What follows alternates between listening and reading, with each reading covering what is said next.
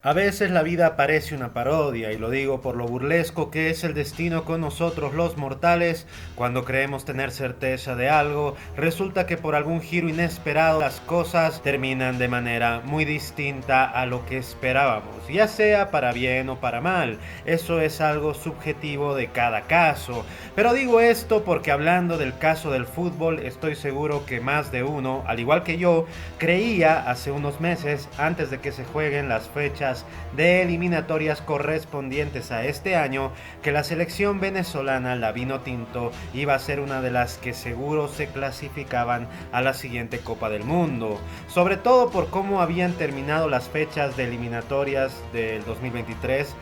Tras las 6 jornadas, la selección venezolana sumaba 9 unidades y se acomodaba como cuarta en las eliminatorias, por encima de selecciones como Ecuador o Brasil, y solo por debajo de Uruguay, Argentina y Colombia. Además, este año 2024 se reafirmaría ese pensamiento de que Venezuela estaba para clasificar tranquilo al Mundial. Tras la Copa América, que se disputó a medio año, la Vinotinto en esta competición tendría una actuación estupenda, donde ganaron sus 3 encuentros de fase de grupos: 2-1 frente a Ecuador, 1-0 frente a México y 3-0 frente al país de Bob Marley, Jamaica, para terminar eliminados en cuartos de final frente a selección de Canadá por la tanda de penales.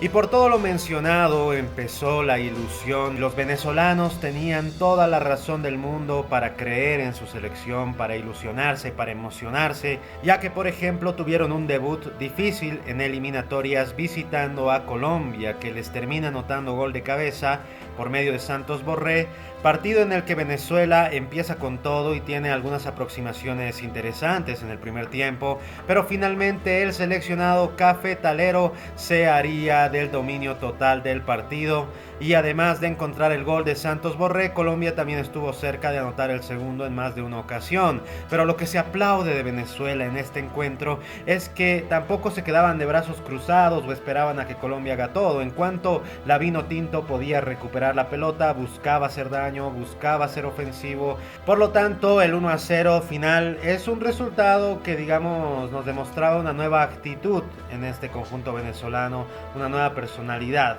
La segunda fecha, el combinado Vinotinto recibiría a una selección paraguaya dirigida por Barros Esqueloto, que se plantó de una manera dominante en territorio venezolano, ya que en todo momento la albirroja buscó tener la iniciativa del encuentro. Pero la defensa venezolana con Osorio y Ángel estuvieron a la altura, y mientras tanto el arquero Rafa Romo taparía absolutamente todo. Aparte que Paraguay no tenía muchas más ideas que rematar desde el borde del área grande o los clásicos centros. En cambio, Venezuela avisaba también por centros, por jugadas de balón parado, pero las pocas que tenía la Vinotinto eran jugadas más punzantes y peligrosas.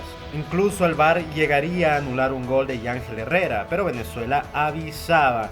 Mientras tanto, Paraguay seguía con el dominio de la pelota, buscando el arco de Rafa Romo, hasta que tras una jugada fortuita se desata un penal que el VAR avisa al árbitro, y a los 93 minutos del encuentro Salomón Rondón decreta el definitivo 1-0, que dejaba al Bocha Batista como gran vencedor de este duelo frente a sus compatriotas los mellizos Barros Esqueloto, a quienes les pudo marcar, a quienes les pudo lastimar en pocas insinuaciones, y quienes no pudieron vencer la defensa venezolana, que también neutralizó demasiado bien las insinuaciones del combinado guaraní. En la tercera fecha se daría un resultado histórico, visitando nada más ni nada menos que a la Canariña, a la selección de Brasil, en un partido que la verde amarela se encontró con Neymar como el que manejaba los hilos totales del equipo, teniendo varias insinuaciones de larga distancia, jugadas individuales. Pero Venezuela, al igual que contra Colombia, no se quedaba atrás, ya que proponía juego en cuanto recuperaba la pelota, trataba de ser incisivo,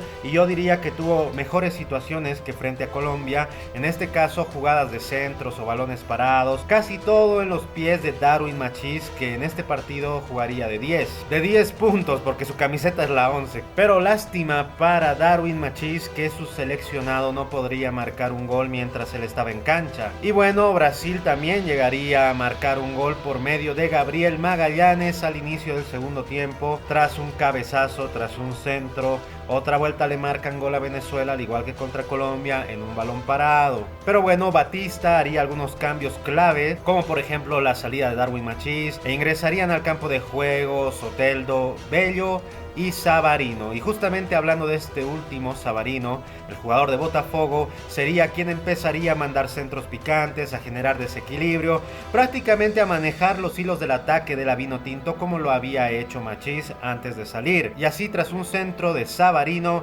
Eduard Bello hace una chilena impresionante y empata un partido donde Venezuela no solo conseguía un resultado, sino que lo conseguía jugando muy bien, de la mano de un Bocha Batista que hizo los cambios adecuados para encontrar el gol y conseguir un resultado importante visitando a nada más ni nada menos que Brasil. Así terminaría el encuentro 1-1. En la cuarta fecha sorprenderían a todos, ya que recibían en casa a la selección chilena, una roja que comenzaba presionando y buscando con furia el gol de visitantes. Sí, Chile presionaba a Venezuela, sobre todo con un Alexis Sánchez que manejaba los hilos, y les digo que esta versión de Chile con Alexis en cancha es muchísimo mejor que la actual, solo porque en este partido jugó Alexis Sánchez, un jugador que a pesar de ser mayor, de ser veterano, te hace la diferencia. Es un jugador con jerarquía, algo que la roja hoy en día no tiene. Pero bueno, hablando de este encuentro, Venezuela soportaría bien los primeros embates chilenos y llegarían a generar también sus propias jugadas. Tras contragolpes o tras presionar a Chile, generaban mucho peligro los venezolanos y así llegarían a dominar el encuentro de cara al final del primer tiempo. Y en lo que quedaba de partido fallarían un montón de situaciones claras hasta que Martínez habilita a Soteldo, que define y fusila al portero Arias a final del primer tiempo.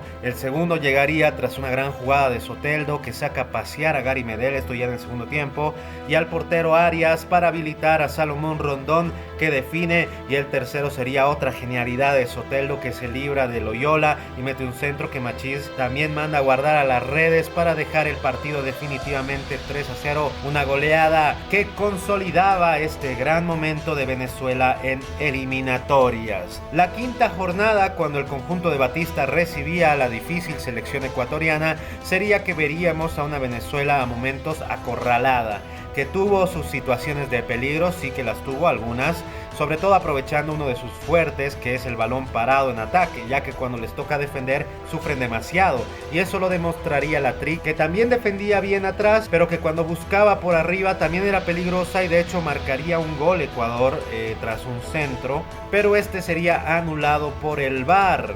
Y sin duda, si podemos destacar algo, es que a Venezuela le lastiman mucho con los balones aéreos.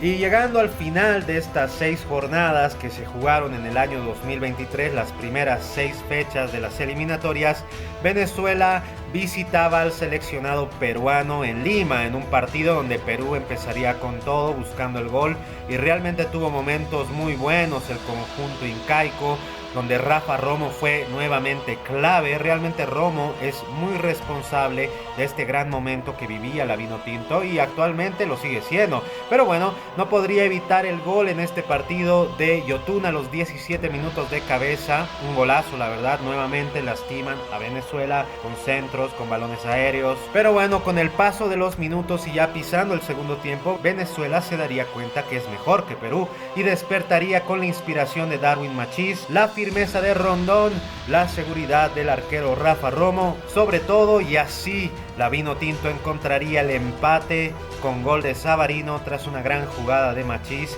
Y de cara al final del encuentro, ambos seleccionados también tendrían sus situaciones. Perú no dejaba de atacar, Venezuela no dejaba de atacar, pero ya se había dado cuenta Venezuela que tenía recursos suficientes para lastimar al cuadro peruano, que terminaría acorralado los últimos instantes del partido y prácticamente pidiendo la hora. De hecho, la selección peruana fue salvada por el arquero Galese en más de una ocasión. Pero bueno, se puede decir que es otro encuentro donde Batista, a pesar de sufrir a momentos, supo encontrar en la actuación individual de alguno de sus jugadores la respuesta para conseguir un resultado. En este caso yo destacaría al arquero Rafa Romo. Salomón Rondón me gustó, la verdad me gustó mucho. Obviamente para mí el MVP de Venezuela en este partido fue Darwin Machís, muy talentoso y desequilibrante se mostró en este encuentro el número 11. Y de hecho podríamos decir que este fue el último gran partido de Darwin en las eliminatorias hasta la fecha. Y lo que quiero recalcar es que el Bocha Batista no hizo ningún cambio específico para tratar de generar más situaciones de ataque,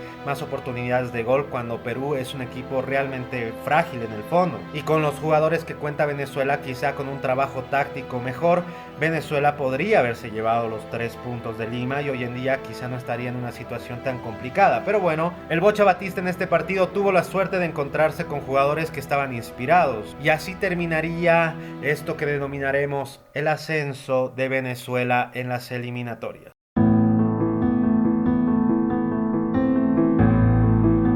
Bueno, ya nos encontramos en septiembre de 2024 y se jugaba la doble fecha de eliminatorias. Hablamos de la jornada 7 y 8. Y en la primera de estas dos fechas, el combinado Vinotinto visitaba el Estadio Municipal de El Alto a 4.000 metros de altura para enfrentar a Bolivia. Un partido que en la previa uno creía que sería difícil para Venezuela, pero no imposible, sobre todo por lo demostrado futbolísticamente hasta ese momento por ambos seleccionados. Venezuela con los buenos resultados del 2023, los de la Copa América, mientras que por el otro lado la verde, que venía de perder absolutamente todo en eliminatorias, menos contra Perú, que es el peor de Sudamérica actualmente, junto con Chile. Y luego, ¿quién diría que la verde le encajaría tremenda goleada a Venezuela, la revelación de las eliminatorias hasta ese momento, que venía de hacer partidos buenos y dignos, incluso en la derrota?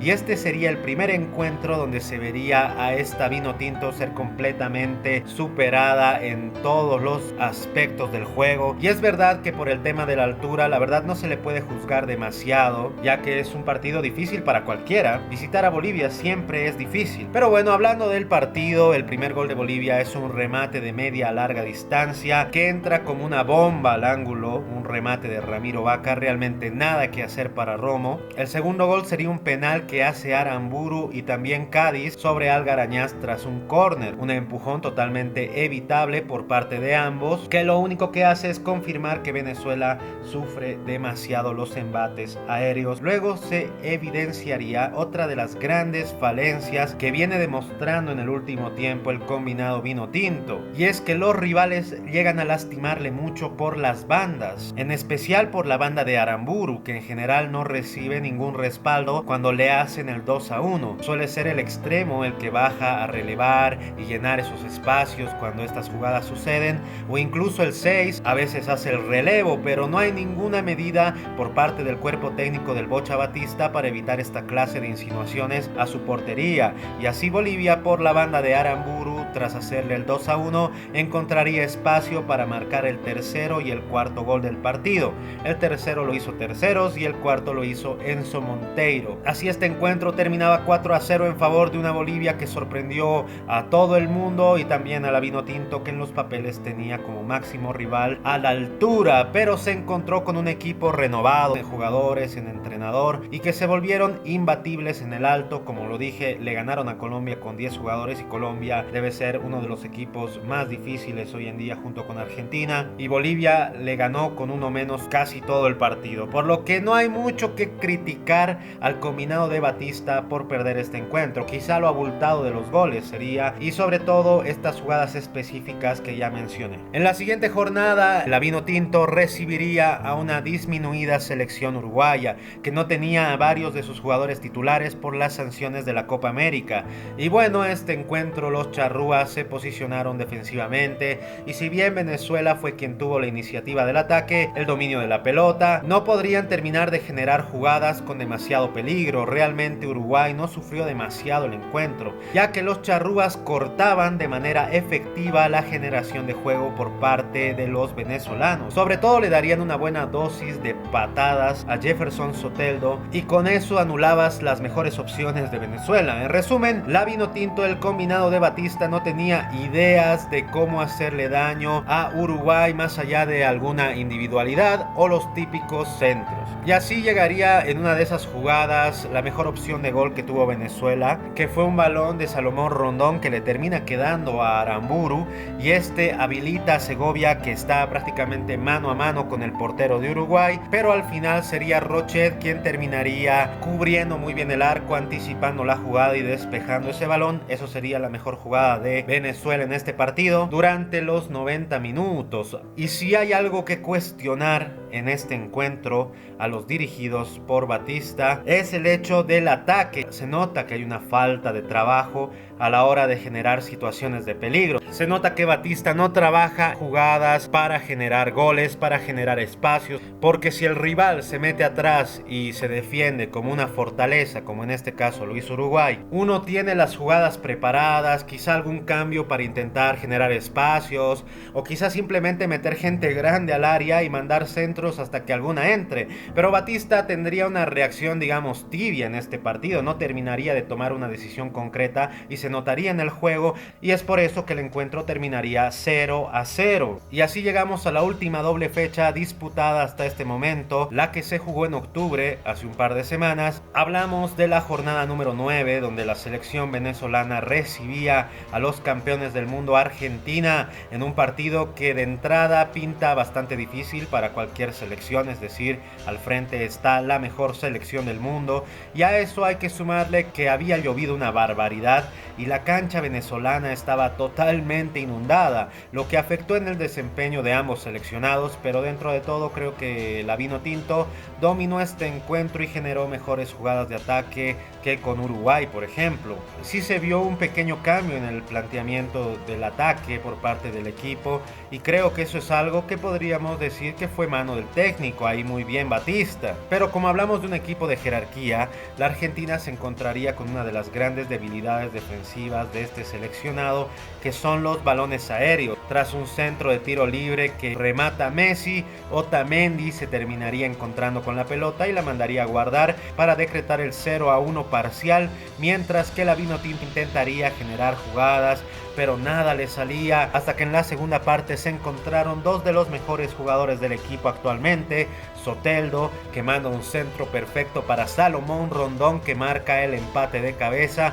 y así terminaría el encuentro. Creo que si algo le podemos objetar al seleccionado Vinotinto en este partido fue la falta de efectividad, porque en este caso sí que generó jugadas de riesgo real, jugadas de peligro, jugadas punzantes, pero faltó demasiado la definición, no se pudo concretar. También hay que recalcar que Otamendi estuvo muy fino atrás, eso hay que recalcarlo, Otamendi estuvo muy bien atrás. Pesela tampoco jugó mal, estuvo sólido, entonces todo esto dejaría un resultado de 1-1, otro empate para Venezuela de local. Y bueno, en la última fecha que se jugó hasta el momento que estoy grabando este video, hablo de la jornada número 10, donde la Vinotinto visitaba a un rival directo como lo es el combinado Guaraní Paraguay, en un partido similar al de la fecha 2, ya que el cuadro guaraní era el que tenía el dominio total del balón, buscaba sobre todo en la primera parte marcar el gol por medio de las jugadas que hilaba Enciso, prácticamente el espíritu en ataque de Paraguay por gran tramo de este encuentro, pero en una genialidad del número 10, Jefferson Soteldo, quien habilita a Aramburu de gran manera, y este recibe su premio como uno de los mejores jugadores venezolanos, marcando un gol para dejar el marcador parcialmente de 0-1 en un partido en el que Venezuela no había atacado absolutamente nada, tuvo una jugada y tuvo un gol, efectividad 100%. De hecho, hasta ese momento el partido se pintaba muy parecido al que jugaron en las primeras fechas con la localía venezolana. Pero bueno, en el segundo tiempo Paraguay no pararía de asediar al pórtico de Romo, y sinceramente Batista no tomó las mejores decisiones para tratar de cortar estos ataques constantes o incluso de fortalecer la defensa, y así llegaría el empate de Paraguay cuando Almirón hace un taco que le queda a Sosa, el El clásico 2-1 por la banda de Aramburu, que no recibe la ayuda del extremo que va por su carril, que en este partido era Darwin Machís, quien vuelve trotando y ni siquiera se aproxima a intentar defender. Evidentemente el número 11 es delantero y está muy metido en ser delantero, pero no puede ser egoísta en una competencia tan exigente como las eliminatorias. Y en este caso la actitud de Machís nos demuestra un marcado egoísmo, y esto se pagaría muy caro, ya que minutos más tarde una jugada de laboratorio del profe Alfaro entre Enciso, Cáceres, Romero, un cabezazo en el área de Enciso que terminaría definiendo de gran manera nuevamente el delantero Sanabria, y así terminaría el encuentro con un resultado de 2-1 en favor de Paraguay, que le dio vuelta el marcador a una Vinotinto que marcó el gol y nada más. Luego resistió los embates del combinado dirigido por Alfaro hasta donde pudo, y a pesar de tanto aviso, porque Paraguay avisó un montón de veces, el Bocha Batista nuevamente tendría una reacción tibia, por no decir mala, a la prioridad que exigía el partido en ese momento, porque ya estabas metido atrás. La respuesta no era meterse más atrás, la respuesta quizá era tener la pelota, quizá intentar manejar los hilos del partido, quizá adelantar líneas, defender mucho más arriba, hacer algún cambio para lograr esto, pero no veríamos ninguna reacción efectiva al respecto. Y bueno, tras esta dura derrota, la Vinotinto quedaría en la octava posición con 11 unidades, parcialmente fuera del mundial, debajo de Ecuador, que tiene 13 puntos, Paraguay, que también tiene 13 puntos, Bolivia, que tiene 12, mientras que supera a Perú, que tiene 6, y a Chile, que tiene 5, que están muy abajo del resto. Aquí lo alarmante es que de estar en la cuarta posición hace un par de meses, hoy están en la octava posición, una caída estrepitosa respecto a una primera parte bastante sorprendente que dejó la Vinotinto en el 2023. Mientras que en este 2024 de 12 puntos en disputa solo consiguió 2. Así que esta es mi conclusión.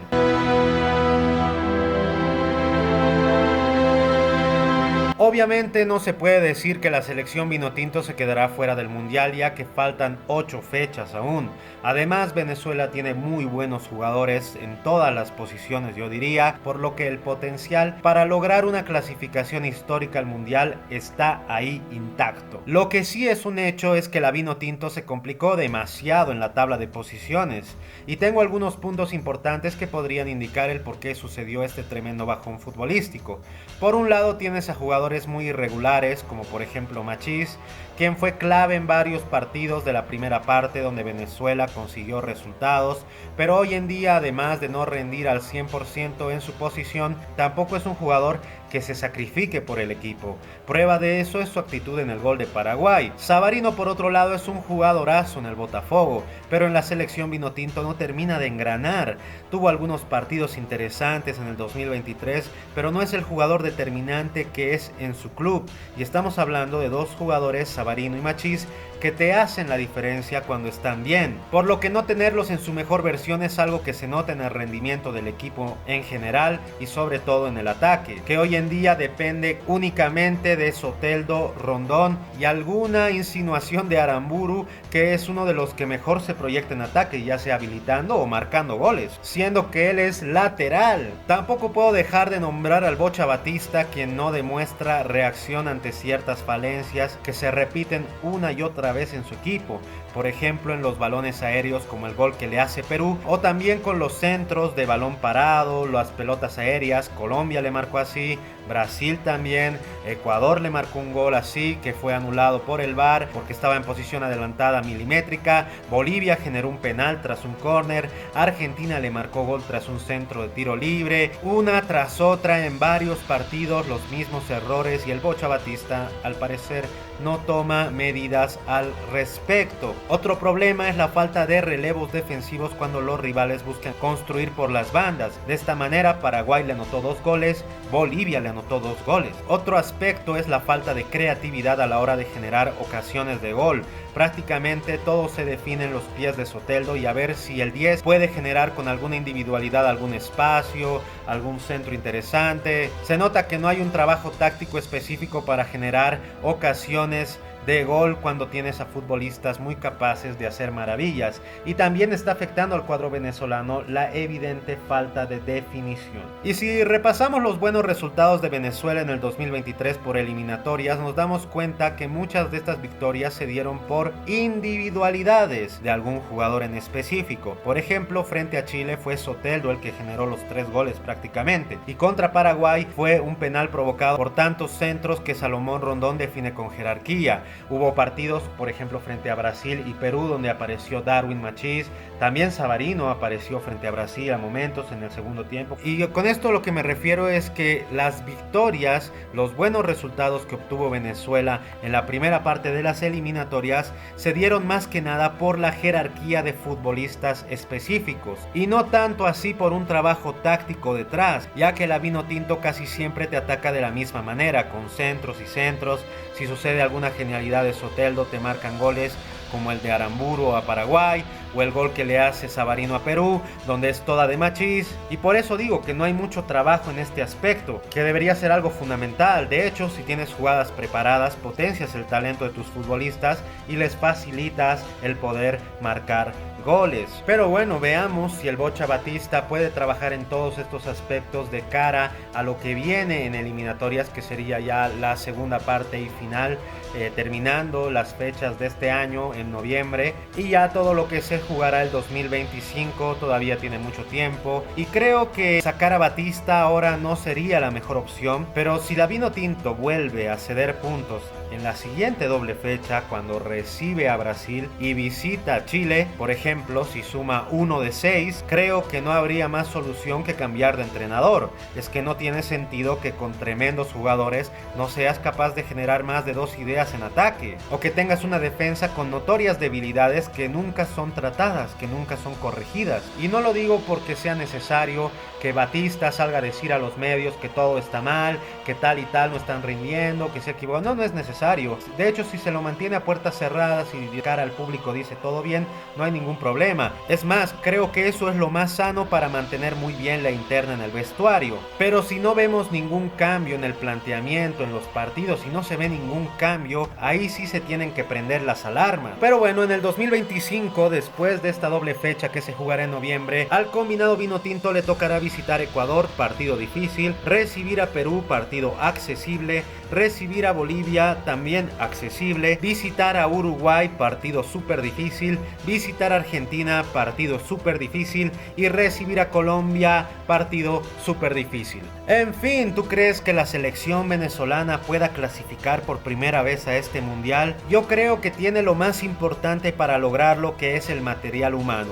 El talento de sus futbolistas, el talento de sus jugadores, pero necesita corregir urgente errores que se repiten una y otra vez en el planteamiento táctico, ya que en una competencia tan peleada como son las eliminatorias sudamericanas, cada punto es vital, y prueba de eso es que un equipo en 4 partidos puede pasar de estar cuarto a estar octavo fuera de todo. Si te ha gustado este video, te invito a que dejes tu pulgar arriba, comentes lo que te dé la gana, lo compartas, pero sobre todo a que te suscribas, ya que eso me ayuda muchísimo, pero muchísimo, a seguir con este proyecto. Estaré muy agradecido si lo haces. En fin, esto ha sido Noya, chao.